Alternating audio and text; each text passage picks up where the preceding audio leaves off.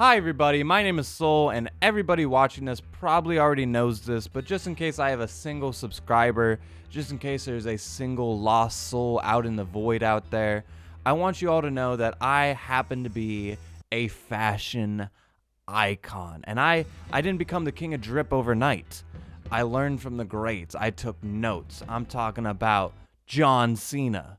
I'm talking about Napoleon Dynamite, Adam West Batman, and of course, Cruella de Vil. Speaking of Cruella, a lot of people don't actually know the real story of Cruella, or should I say, Estella. Yeah, a lot of you casual 101 Dalmatians fans, you think you know the story? You think you just watched the movie and you know the plot? No, that's not how it goes.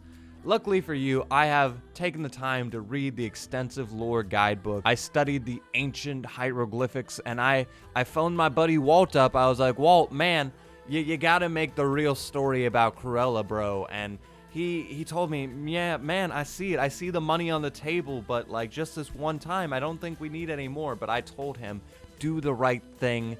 Make the movie that literally everybody and their grandmother wanted. Everybody is talking about. Everybody wants to see.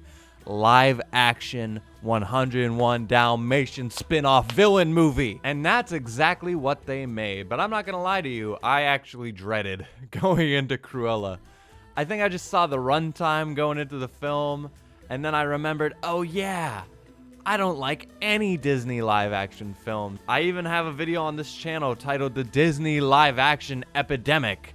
And yeah, things didn't get much better from there. There was even worse films following that. And I think like they're not all completely terrible. There's a film or two I like in there. I like Aladdin. I like Sorcerer's Apprentice. Those were pretty good, right? But I think the real thing for me is that these films aren't bad. It's just the fact that we have like almost 20 films now. They have the budget that films can only dream of. They have the most amazing talent on hand, and yet the most that they can produce is like 5 out of 10, 6 out of 10 movies at best. Again, I only have 2 movies that I consider better than that, and those are Aladdin and Sorcerer's Apprentice, which are still goofy, dumb movies. And now we have Cruella, and I'm gonna tell you all about it. First off, we start the film, and we have little baby Cruella. She's this cute little girl. She has like the little black and white hair. She's born with that. Don't ask me how that happens. And then we get to know more of her. She's a little quirky kid. And then she's like, oh no, I'm an orphan. Oh no, I'm a thief. And oh no, I'm a woman just trying to bring down a fashion dynasty because of my bitch of a boss. At some point, she's gonna have to become the bitch of a woman we all know and hate, who's gonna be smoking a lot and doing a lot of other Cruella things, right? Why isn't she smoking in this film? She did it a lot in the original. I guess Cruella just picked up smoking in her 40s. I like this film, but it did not need to be a live-action Disney property. If this was an original script, it would have only benefited from it. Really, I like the black and white hair thing, even if it doesn't make sense aesthetically. That's the only thing from the original film that I would have kept. Everything else, get rid of it. Not necessary. I'll give some examples. There's a scene in this film where Cruella is driving. She steals a car, and she's driving just like she did in the original film, all crazy and the same like style, and it serves no purpose. She's literally just getting from point A to point B. That's the purpose of this driving scene. And really, it has no purpose other than just taking a handful of member berries and just shoving it down your throat. Also in this film, there is a pack of Dalmatians, not the same ones in the original film, but she is in possession of these Dalmatian dogs, and she's talking with her assistant henchman guy, and she's like, joking about, hey, I might just kill these dogs. I might just take their skin as coats. And, her henchman, keep in mind her henchman in the original film was evil. Her henchman had no problem with murdering dogs, kidnapping dogs. And he's like, no. He's like, Cruella, Disney doesn't like that anymore. Everyone is a nice person nowadays. There's no evil people in the world. You know that. Cruella is like, I'm just kidding. And yeah, Why is that in this film? Is this not the origin story of how the dog killer became the dog killer? Commit to that. I just watched Nightcrawler like a week or two ago, and that just reminded me, oh yeah, you can have the main character be a fucking evil sociopath, but then we can relate to him from time to time because, you know, there are people who shit on him and get down on him just like all of us. And we feel sympathetic for him, and then it reels it back and it reminds you, oh no, he's evil, and then he gets rewarded because he lives in a society. And all that film re-taught me of what the main character could be in a film. And then I watched this, and they're just pussyfooting around the original things that the original character used to do. Puh, I spit on that. One thing I do not spit on, though, but she can spit on me, is Emma Stone. Emma Stone is flawless victory in this film, 100%. She is one of those roles where if you had a different actor in here and they just did like maybe half as good of a performance, this film would have sucked. This film would not have worked without Emma Stone absolutely bending this film over her knee and taking it to Pound Town, because there are some really nasty expressions that she nails. There are really specific lines that she nails. She's wearing these zany outfits that she pulls off. And there's her accent. Her accent could have been goofy and like really over the top, but it's just that right amount. And there's like this one scene where she's giving a monologue in front of a fountain. If you've seen the film, you know the one I'm talking about. It's this practically one-shot take, and she absolutely killed it. And that was the moment I really, really liked this film, and I would not have had that if not for her. Oh yeah, another scene that really bothered me. The after credits scene. Obviously, just skip ahead like a minute or two if you don't want to get spoiled, but the after credits scene, it doesn't make any sense. Cruella is in possession of these Dalmatian dogs. She breeds them, or they breed with each other. I don't know what they're doing in there. But she has Pongo and Peretta. Is that how you say it? Peretta? Is that it? I don't know. But she has the two dogs we know and love in puppy form, and she sends them in the mail. She sends one to her friend that helped her out through the film. That makes sense. And then she sends one to the lawyer. Like, her bitch of a boss's former lawyer that she had, like, no interaction with. Why? And this is supposed to be, like, not too long before she's kidnapping dogs and trying to kill them. So why is a woman who's trying to kidnap Dalmatians and skin them giving them away in the mail to strangers she doesn't know?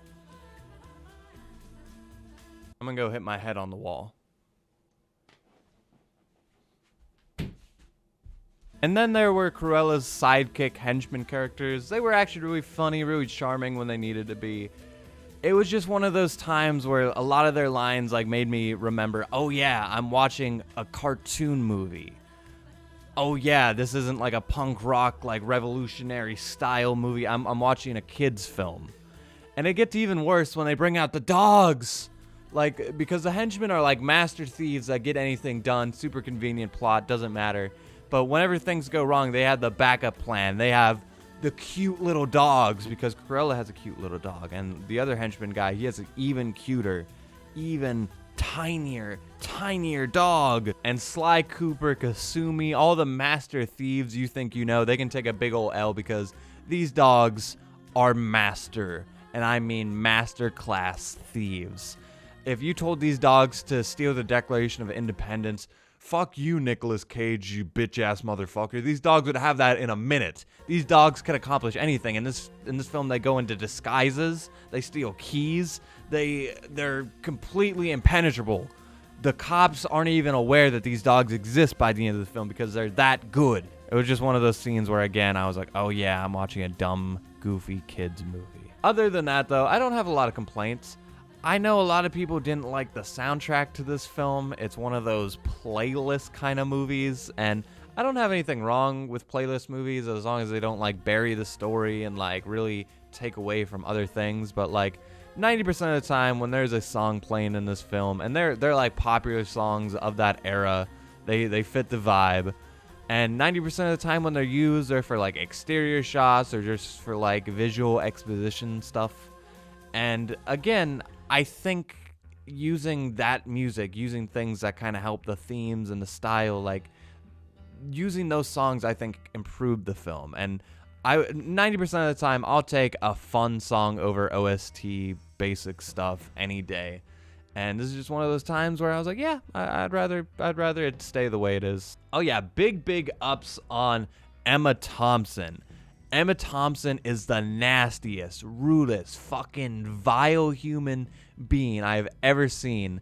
And she's probably one of the best Disney villains I can remember in I don't know how long, because she is perfect. She is absolutely god tier. Halfway through this film, you just want to take a big boot right up to her skull, and that's the way you should feel during these films. And that's exactly what she accomplishes. And she's having so much fun. Everything she says, again, upsets me to my core. And by the time the film ends, you want her to get her comeuppance, but you understand her. She is one of the most interesting characters in one of these kinds of films I've seen in a while. And again, same thing with Emma Stone. If you didn't have her absolutely murdering it in this role, film might not have worked. All right, I think it's about time we wrap it up here. Cruella. I think it's my new favorite live-action Disney film. I know that is like an award greater than any other. Like, I know the Oscars can only hope to achieve that kind of greatness, but yeah, that or Sorcerer's Apprentice. I don't know why I like Sorcerer's Apprentice a lot. It's fun. Again, these are all stupid, fun, goofy movies at the end of the day, but that's okay. This is the corniest thing I've ever said, but it is a stylish film. Even just like the color palette, the black, white, and red aesthetic, and the poster and stuff like that. I love all of that. The wacky outfits, the fun characters, the really like actual really good scenes with Emma Stone and Emma Thompson. Those made me love this film, and I know that they're gonna make a sequel, and they might just ruin it all, and it's gonna fucking go to hell, and I'm gonna be eating my words potentially again, but we'll see when the time comes. As for now, Cruella by itself, I'm gonna give an 8 out of 10. Great film, Soul Badge of approval. It's a very light 8 out of 10, you know what I mean? But I did like it more than Quiet Place Part 2, which I'm a little bit ashamed to say that, but it is what it is. Anyway, guys, if you enjoyed this review, please check out this channel. I have a lot of other movie content, other Disney stuff if you're into that. And check out my other channel, Soul Show. I have like hundreds of movie reviews over there. Follow me on Twitch and everything else. Links are down below. Thank you for watching as always, and until next time, with that, I leave you.